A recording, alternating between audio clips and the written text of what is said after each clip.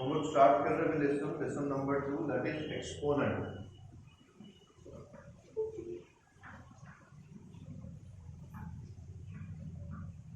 देखो एक्सपोनेंट में क्या क्या होता है, अच्छे से ध्यान दो। एक्सपोनेंट में हमें कुछ लॉज दिए हुए हैं, उन लॉज का यूज करके हमको एक्सरसाइज में के क्वेश्चन सॉल्व करने हैं। तो मैं आपको लॉज एक्सप्लेन कर देता हूँ किस तरह से। सबसे पहला एक लॉ देखो यहाँ पे हमारे पास में है a bye B to the power n। तो इसका कहना है कि हमारे पास ब्रैकेट में कोई टर्म लिखी हुई है, टर्म है a बाय बी और उसका पावर दिया हुआ है n। तो ऐसी कंडीशन में आपको करना क्या है, ध्यान दो आगे। तो a बाय बी इस पूरे ब्रैकेट का पावर n है, इसका मतलब ये हुआ कि a का पावर भी n रहेगा और b का पावर भी n रहेगा। ठीक है, काफी सिंपल है। हमारे पास a बाय बी का होल पावर है n, उसमें a का पावर भी n हो जाएगा और b का पावर n हो जाएगा। अब इसका कैसे यूज कर सकते हैं, तो एक न्यूमेरिकल से एक्सप्लेन करता हूं। अगर हमारे पास लिखा हुआ है 1 बाय 2 टू द पावर 2, ठीक है, यहाँ पे लिखता हूं मैं 2 बाय 3 टू द पावर 2। तो इसका मतलब ये हो गया कि 2 का पावर भी 2 है और जो हमारा 3 है उसका पावर भी 2 है। तो ये हो जाएगा 2 का स्क्वायर अपॉन 3 का स्क्वायर। तो आंसर आ जाएगा आपका 4 बाय 9। फर्स्ट प्रॉपर्टी समझ में आई क्या सभी को? Yes, very good. तो ये थी हमारी फर्स्ट प्रॉपर्टी जिसका यूज आपको करना है एक्सरसाइज में। उसके बाद सेकंड प्रॉपर्टी देखिए। सेकंड प्रॉपर्टी है a bye B to the power minus n। यहाँ पे जो पावर दिया हुआ है ये हमको दिया है निगेटिव में। अगर कभी पावर हमको निगेटिव में दे दिया जाए तो ऐसी कंडीशन में क्या करना पड़ता है? तो ऐसी कंडीशन में आपका ये जो टर्म है, जो हमारी टर्म है वो है a बाय बी, वो टर्म आपकी रेसिप्रोकल हो जाएगी। मतलब यहाँ पे आप लिखोगे b बाय a और जो ये पावर था ये माइनस में था, ये पावर अभी कन्वर्ट होके हो जाएगा प्लस। समझ में आया क्या आपको? ये हमारी सेकंड प्रॉपर्टी है जिसमें कोई पावर अगर निगेटिव में दिया है तो वो पावर पॉजिटिव हो जाता है और जो टर्म अंदर थी वो टर्म उल्टी हो जाती है। जैसे a बाय बी है तो उसका उल्टा मैंने कर दिया b बाय a। चलो इसका एक एग्जांपल आपको बताता हूं। 3 by 4 to the power minus 5, ऐसा हमारे पास एक क्वेश्चन है। 3 by 4 to the power minus 5। तो इस कंडीशन में हमको करना क्या है, इसमें 3 by 4 to the power minus 5 है तो इसका रेसिप्रोकल हो जाएगा। तो ये हो जाएगा 4 बाय 3 और पावर जो है ये माइनस का हो जाएगा आपका प्लस। मतलब इस तरह। समझ में आए क्या सभी को? बताओ। हाँ, इस तरह से आप इस क्वेश्चन को सॉल्व कर पाओगे। अगर आपके पूरे ब्रैकेट का कुछ पावर दिया है तो वो पावर आपकी हर एक को मिल जाता है। और सेकंड इसमें हमने समझा अगर कोई भी ब्रैकेट का पावर माइनस में है तो जब आप उसको सॉल्व करोगे तो वो पावर प्लस हो जाएगा और जो टर्म अंदर है उसका रेसिप्रोकल हो जाएगा, मतलब उसको आप उल्टा कर सकते। ठीक है, तो ये दो प्रॉपर्टीज थी जो हमें एक्सरसाइज में यूज। तो ये फर्स्ट दोनों भी प्रॉपर्टीज आपको समझ में आ गई है क्या? कोई दिक्कत है इस प्रॉपर्टी में? यस,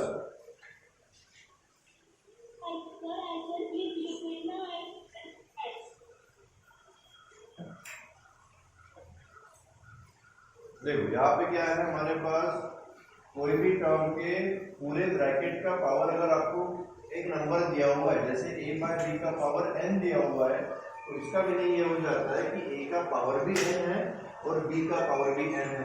और वही मैंने यहाँ पे लिखा है a to the power n then b to the power n। उसका मैंने यहाँ पे आपको यूज भी करके दिखाया। 2 बाय 3 का स्क्वायर है तो इसका मतलब 2 का भी स्क्वायर हो जाएगा और साथ ही साथ 3 का भी स्क्वायर। सॉल्व करोगे तो 2 का स्क्वायर 4 आ जाएगा और 3 का स्क्वायर आपका 9 आ जाएगा। आया समझ में? Yes sir. तो सर सेकंड प्रॉपर्टी और सेकंड वाली प्रॉपर्टी में क्या दिया है, a बाय b का पावर माइनस में दिया हुआ है ना, तो किसी भी टर्म का पावर अगर माइनस में दिया है तो उसको सॉल्व करने के बाद उसका पावर प्लस हो जाता है, मतलब माइनस एन है तो इधर हो जाएगा प्लस एन। बट डायरेक्टली ऐसा करने से क्या होता है, तो अंदर की जो टर्म है वो उल्टी हो जाती है, मतलब इसका रेसिप्रोकल हो जाता है। तो a बाय b का आपने यहाँ पे कर दिया b बाय a, वही मैंने यहाँ पे सॉल्व करके भी दिखाया है। 3/4 का पावर -5 था, तो आंसर में वो +5 हो गया, बट अंदर की जो टर्म है उसका रेसिप्रोकल कर दोगे, मतलब 3/4 की जगह पे आ जाएगा 4/3। समझ में आएगा? अगर पावर माइनस है तो नीचे का जो नंबर हो जाता है वो रेसिप्रोकल होकर उसका पॉजिटिव पावर मिलता है। यस, जो पावर है वो आपको हमेशा पॉजिटिव मिलेगा, बट अंदर की जो टर्म है उसका रेसिप्रोकल हो जाएगा। आए समझ में? Yes sir. ठीक, इसके बाद और भी हमें प्रॉपर्टी समझनी है, ध्यान दो आगे। ये तो होगी फर्स्ट टू प्रॉपर्टी, जिसका यूज हम लोग एक्सरसाइज सॉल्व करते समय करेंगे। अभी और भी कुछ प्रॉपर्टी हमें यहाँ पे समझनी है। एक प्रॉपर्टी है a by b to the power 0। और ये नोट लिखना पड़ेगा क्या? हाँ, जो भी मैं यहाँ पे लिख के देता हूँ सब आपके रजिस्टर में लिख के होना चाहिए। a by b to the power 0, तो जैसा मैं लिखना हो जाए, समझाना हो जाए तो उसका स्क्रीनशॉट ले लिया था, नहीं तो फिर बाद में वीडियो अपलोड करता हूँ, वहां से भी आप देख सकते हो।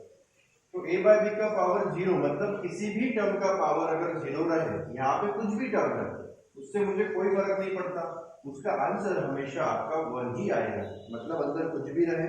जैसे for example 5/7 to the power 0, अगर ऐसा मेरे पास लिखा हुआ है तो उसका आंसर आपका 1 आ जाएगा। समझ में आएगी प्रॉपर्टी? Yes sir. तो यहाँ पे कोई भी टर्म रहे अंदर, उससे हमें कुछ भी फर्क नहीं पड़ता, आपका आंसर हमेशा सेम ही आएगा। तो अभी हम लोग एक्सरसाइज में से क्वेश्चन ले लेते हैं, ठीक है? इन प्रॉपर्टीज का यूज करके हमें फर्स्ट वाली एक्सरसाइज सॉल्व करनी है सेकंड लेसन में से, मतलब 2a को सॉल्व करना है। तो 2a में से मैं कुछ आपको इंपॉर्टेंट क्वेश्चन एक्सप्लेन कर देता हूँ, बाकी आप ट्राई करके देख लेना। जैसे फर्स्ट वाला क्वेश्चन, इसमें आपको इवेल्युएट करने के लिए बोला है, इसमें से कौन सा बताऊं? यस बोलो। सर आज आप हमें जो होमवर्क देंगे तो हमें नोटबुक में लिखना पड़ता, लेकिन हमारी नोटबुक को टीचर से पास रह गया। तो इसको आप कल लिख लेना, आज आप नोटबुक सबमिट करोगे तो आपको कल ही नोटबुक वापस मिल जाएगी, तो उसको कल या परसों में आप लिख सकते हो। 28 की डेट बताइए ना। कौन सी? 28। हाँ, तो जो डेट बताइए उस डेट आपको रजिस्टर वापस मिल जाएगा, जिस दिन आपको डेट। 27 है, लेकिन आज की तो 24 है ना, 3 दिन का होमवर्क तो पेंडिंग रहेगा ना सर। तो उसको बाद में कर लेना, आप उसको भी रफ में करके लिख के रख लो, बाद में उसको लिख लेना फेयर में। Okay sir. तो अभी सेकंड वाली एक्सरसाइज में से, मतलब सेकंड वाले लेसन में से फर्स्ट एक्सरसाइज देख रहे हैं हम लोग, उसमें से फर्स्ट क्वेश्चन। तो फर्स्ट में से बताओ कौन सा, बताओ आपको कौन से क्वेश्चन में थोड़ा डाउट लग रहा है?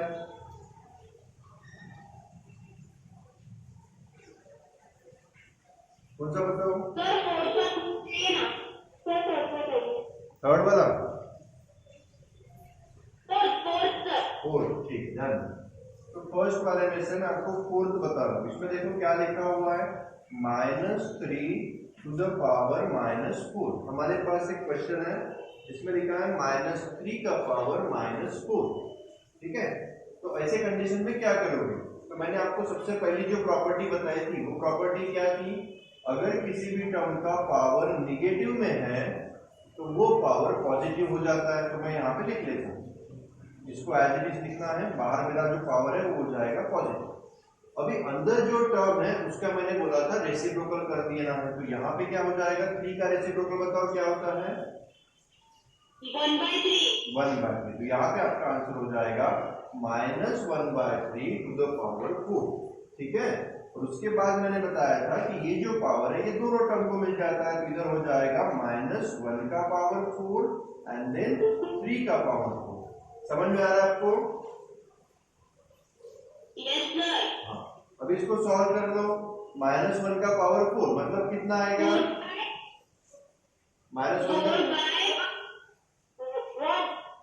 -1 का पावर 4 है, तो आंसर क्या आएगा?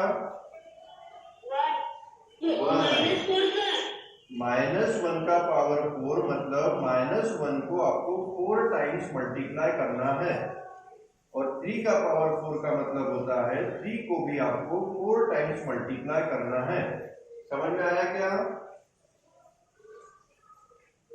हाँ, अभी इसको सॉल्व करो। -4/20 और देख, -1 इंटू -1 क्या होगा? -4/81। -4/81। ठीक है, देखते हैं कितना आता है, मैं करके देखता हूँ। -1 इंटू -1 कितना होगा बताओ? 1।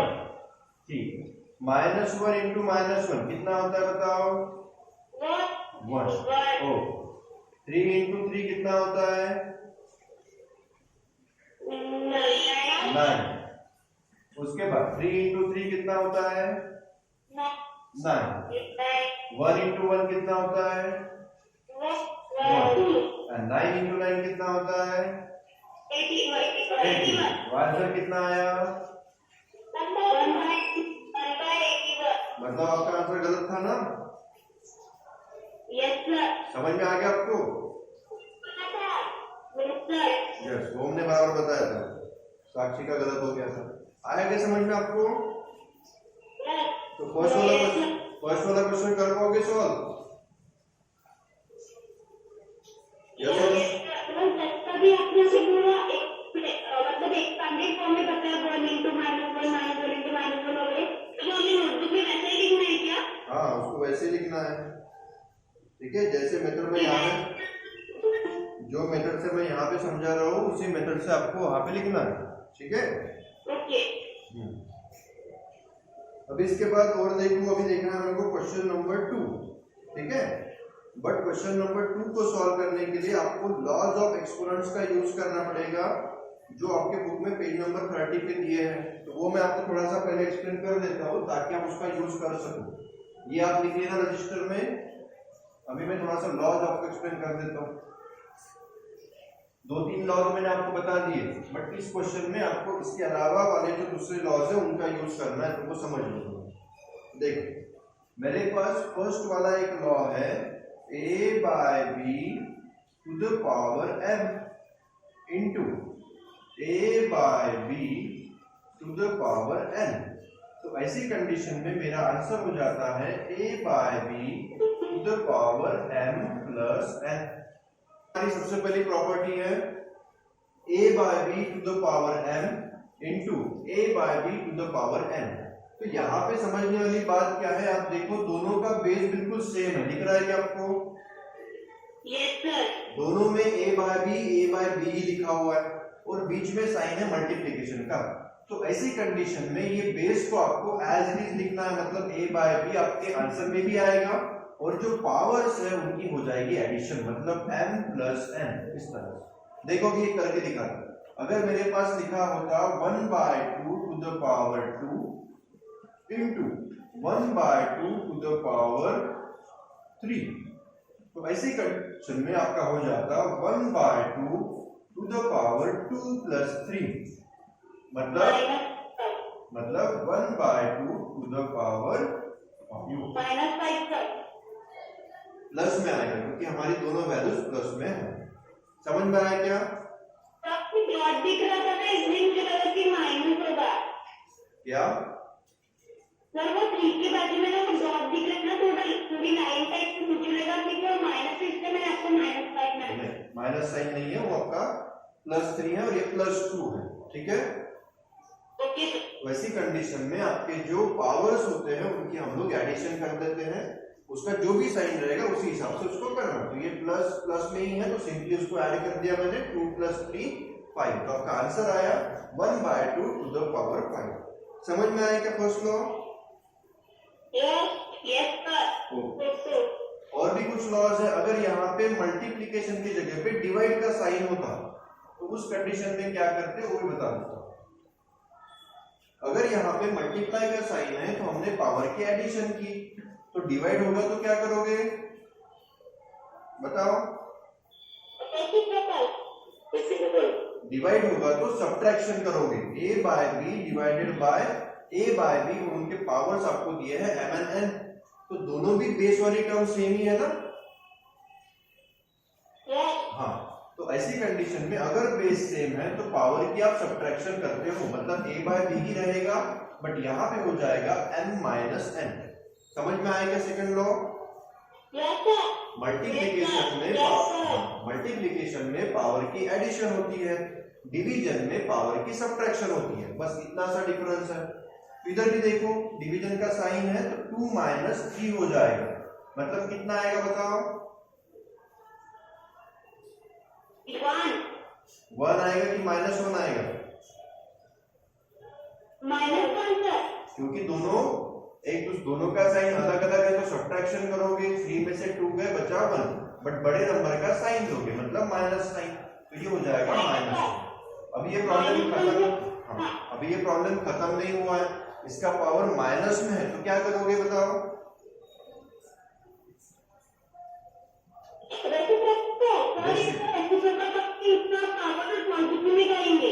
रेसिप्रोकल हो जाएगा तो 1/2 का रेसिप्रोकल 2 और पावर 1 माइनस 1 का 1 हो जाएगा, मतलब आप सिंपली यहाँ पे 2 भी लिख सकते हो। समझ में आएगा आपको सेकंड लॉ? ये सभी लॉज और उनकी एग्जांपल आपको रजिस्टर में लिख के रखने हैं, जो मैं यहाँ पे बता रहा हूँ। हाँ, उसके बाद जो लेंगे ना, इसके बाद एग्जाम जो हुई उसमें आएगा, अभी नहीं आएगा, ठीक है? अभी इसके बाद देखो थर्ड वाला लॉ। थर्ड वाला लॉ है हमारे पास में a bye B to the power m, और उसके बाद है टू द पावर n। अगर इस तरह से आपको कोई लॉ मतलब कोई भी टर्म दी है तो उसको कैसे सॉल्व करना है, ध्यान दो। हमारे a बाय बी का पावर m दिया हुआ है और उस पूरे ब्रैकेट का अलग से एक पावर दिया है n, तो ऐसी कंडीशन में क्या करोगे, a बाय बी को एज इट इज रख देना है। a बाय बी के साथ हम लोग कुछ भी छेड़खानी नहीं करेंगे, उसको जैसे का वैसा लिखेंगे, और ये दोनों पावर जो है एक दूसरे के साथ मल्टीप्लाई हो जाएंगे, मतलब यहाँ पे आ जाएगा a bye B to the power m into n। समझ में आया क्या? Yes sir. हाँ, यस सर। आज मैं आपको थोड़ा लेट भी हो रहा है तब भी ज्वाइन करा रहा हूँ, बट कल से मैं ज्वाइन नहीं कराऊंगा, ठीक है? और बाकी टीचर्स को भी बता दूंगा मैं कि अगर कोई लेट आता है तो उनको क्लास में ना लिया करें, ठीक है? समझ में आएगी प्रॉपर्टी? अभी देखो इसको करके दिखाता हूँ। अगर यहाँ पे लिखा होता 2/3 to the power 2 and then इसका पावर अगर होता 3, तो ऐसी कंडीशन में मैं इसको सॉल्व करता 2/3 टू द पावर 2 इंटू 3, मतलब क्या होता बताओ? 2/3 raised to the power 5। 2/3 to the power 6, 3 to the 6 हो जाएगा। पावर की एडिशन नहीं करनी है हमको, पावर की मल्टीप्लिकेशन करनी है। आए क्या समझ में? हाँ, तो इस तरह से आप लोग ये थर्ड वाले लॉ का भी यूज कर सकते हो। उसके बाद और एक लॉ है, वो भी मैं आपको एक्सप्लेन कर देता हूं। नेक्स्ट वाला लॉ है हमारे पास में law number 4, a bye B into C bye D. a bye B into C bye D to the power n हमको दिया हुआ है। a bye B into C bye डी, इसका होल पावर मुझको n दिया हुआ है। तो ऐसे क्वेश्चन में इसको कैसे सॉल्व करोगे, ध्यान दो। तो इसमें क्या करना है, देखो ये दोनों टर्म एक दूसरे के साथ मल्टीप्लिकेशन में है, बराबर है? अगर दोनों टर्म एक दूसरे के साथ मल्टीप्लाई में है, इसका मतलब होता है कि ये एक सिंगल ही टर्म है, ये दोनों अलग अलग टर्म नहीं है। ये चीज समझ लो।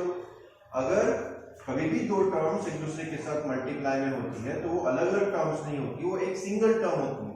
और ऐसी कंडीशन में ये जो पावर है ये इसको भी मिलेगा और ये इसको भी मिलेगा, तो यहाँ पे हो जाएगा a bye B to the power n into C bye D to the power n। आएगा समझ में आपको? तो इस तरह से आप इसको कर सकते हो, ठीक है? उसके बाद देखो और भी एक प्रॉपर्टी है, प्रॉपर्टी नंबर 5।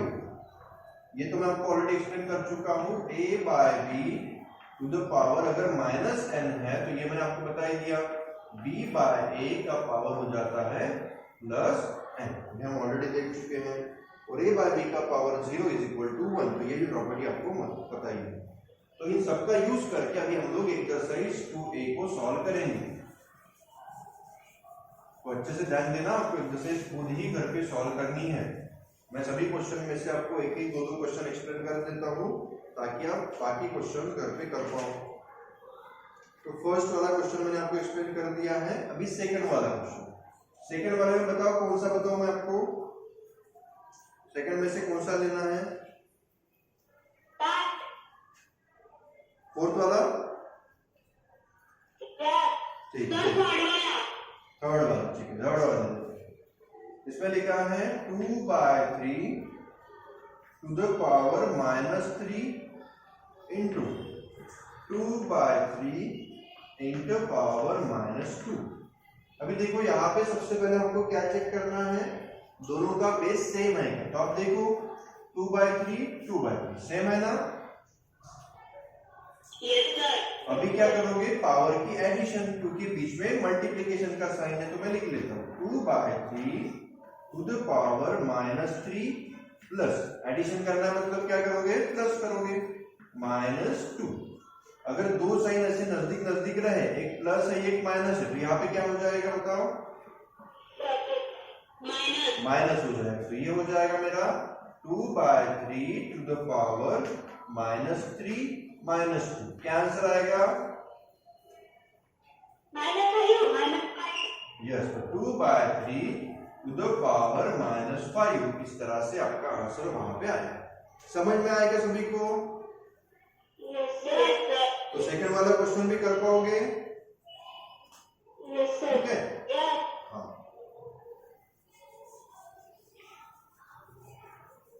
अभी के लिए सारी चीजें रफ में लिख के रख लेना, अगर आपके पास रजिस्टर नहीं है तो, ठीक है, और है तो भी उसमें लिखो, और जो भी होमवर्क रहेगा वो आप रफ में करके रख लेना, बाद में फिर उसको फेयर कर सकते हो। देखो, और क्वेश्चन नंबर थर्ड है। क्वेश्चन नंबर थर्ड में से कौन सा बताओ?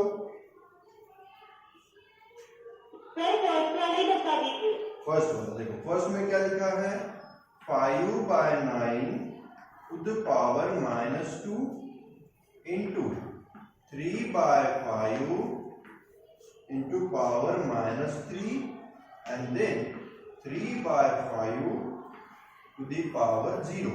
इस तरह से हमारे पास में क्वेश्चन है। अब इसको कैसे सॉल्व करोगे? तो सबसे पहले तो हमें चेक करना है कि सबका डिनोमिनेटर नहीं, सभी का बेस सेम है क्या? तो चेक करो, है क्या सेम?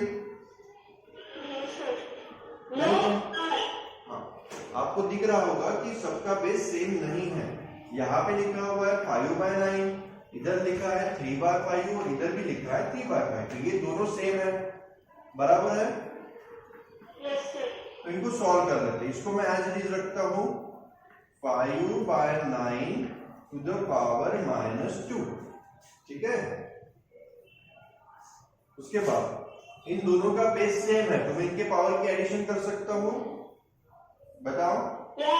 हाँ, तो यहाँ पे क्या हो जाएगा, 3/5 टू द पावर -3 प्लस 0, मतलब क्या होगा, -3। हाँ, ये हो गया हमारा 5/9 टू द पावर -2, और ये हो जाएगा मल्टीप्लाई में 3/5 टू द पावर -3। आ गया समझ में? हाँ, अभी क्या करो, मैंने कुछ भी नहीं किया है, इन दोनों का पावर जो है ये दोनों एक दूसरे के साथ मल्टीप्लाई में है, तो ऐसी कंडीशन में पावर्स की एडिशन होती है, बराबर है? हाँ, तो मैंने वही किया है। -3 प्लस 0 मतलब क्या, -3 आएगा। 0 किसी भी नंबर में ऐड करने से कोई फर्क ही नहीं पड़ता है, और इसीलिए मेरे पास आया। ये तो मैंने एज इट इज रखा हुआ है, और नेक्स्ट टर्म का मैंने जो पावर था वो -3 लिख दिया एडिशन करने के बाद आने वाला। अभी इसको सॉल्व करो, इसका पावर निगेटिव में है, तो क्या करते हैं हम लोग, रेसिप्रोकल। यहाँ पे हो जाएगा 9/5 टू द पावर 2, बराबर है? यस और नो? हाँ, और यहाँ पे भी उसका रेसिप्रोकल हो जाएगा ना, तो ये हो जाएगा 5/3 टू द पावर 3, सही है? यस हाँ, अभी देखो इसमें क्या हुआ। सर दिख नहीं रहा क्या हुआ? सर, वो अचानक ऊपर नीचे में पड़ा। ठीक है, दिखाई दे रहा है। Yes sir. तो 9/5 का पावर है 2 और उसके बाद इधर 5/3 का पावर है 3। बस दोनों सेम, हमारी दोनों चीजें सेम नहीं है क्या? दोनों का बेस सेम नहीं है। अगर बेस सेम होता तो हम डायरेक्टली उसके पावर की एडिशन कर लेते, बट वैसा कुछ भी यहाँ पे हमारे पास नहीं है। तो क्या करोगे, देखो थोड़ा सा, ये जो 9 है ये कौन से नंबर का स्क्वायर है? 3 का। तो मैं यहाँ पे ऐसा लिख सकता हूँ क्या, 3/5। ठीक है, 3/5 करोगे तो नीचे वाली टर्म का भी हो जाएगा, तो नहीं जमेगा ऐसा। दिख नहीं रहा है? ठीक है, इतना पहले लिख लेते हो क्या? इतने इसका पहले एक स्क्रीनशॉट ले लो। ठीक है, इतने इसका पहले स्क्रीनशॉट ले लो। मैं यहां से फिर से इसको लिखना शुरू करता हूं। ले लिया? Yes sir. तो हमारे पास में, हाँ, यहां पर लिखता हूं मैं जो स्टेप थी मेरे पास, 9/5 का स्क्वायर इंटू 5/3 का पावर 3। इस तरह से मेरे पास आया हुआ है। अभी इसको सॉल्व करेंगे।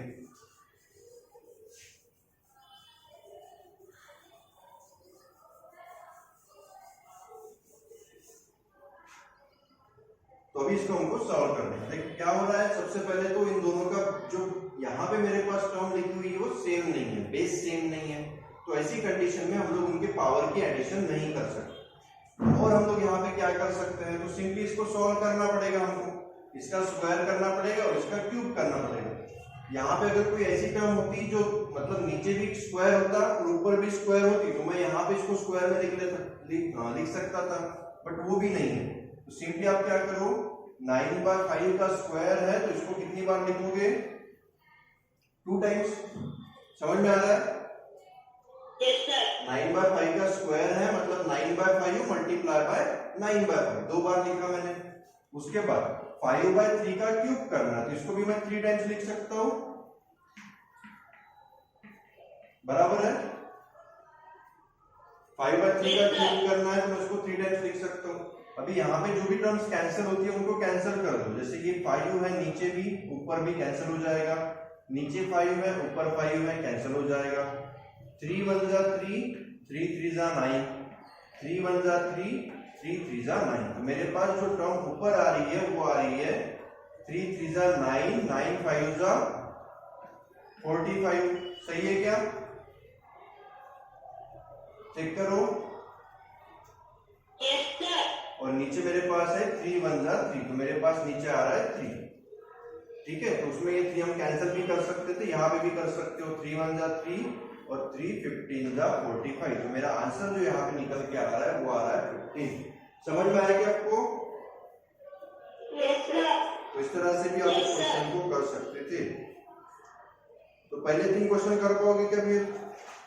सर अगर बेसिस सेम है 2 क्वेश्चंस में तो उनकी डायरेक्ट एडिशन ही करेंगे ना हम लोग? उसमें आपको डायरेक्ट एडिशन करना है, उसमें इतनी मेहनत करने की जरूरत नहीं है। ये जो क्वेश्चन था इसके अंदर उनका बेस सेम नहीं था, है ना।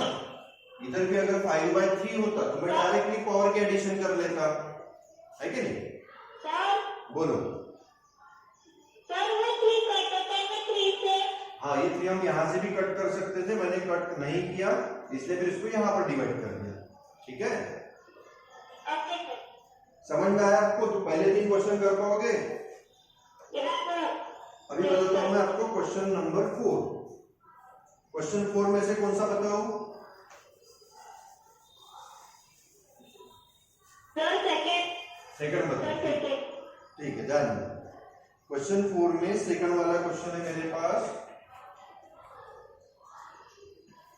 -1/3 स्क्वायर, उसके बाद में whole to the power -2 and then again whole to the power -1।